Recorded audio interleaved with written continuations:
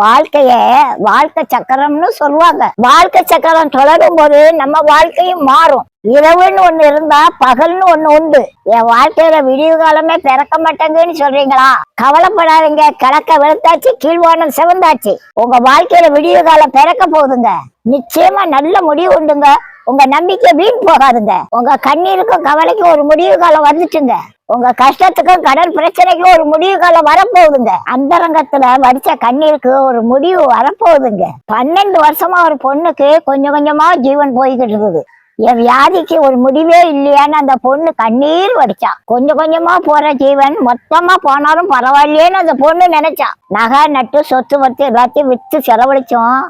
அவ வியாதி தீரல. கண்ணீருக்கு முடிவுகிறது ஏசு அவளை தேடி அவ ஊருக்கே வந்துட்டாருங்க. இப்ப இயேசுவை தேடி இந்த பொண்ணு போனாங்க. ஏசப்பா அங்கேயே தொட்டா பாருங்க, உடனே அவ வியாதிக்கு ஒரு முடிவு வந்துட்டு. கொஞ்சம் கொஞ்சமா போய்கிட்டு இருந்த அவ ஜீவனை ஏசப்பா தடுத்து நிறுத்தினாருங்க. ஏசப்பா மனுஷரோட ஜீவனை அழிக்க வரல, வாழ வைக்க வந்தாரு. அந்த ஏசப்பா உங்களையும் வாழ வைப்பாருங்க. உங்க கண்ணீருக்கு அவர் முடிவு கட்டுவாருங்க.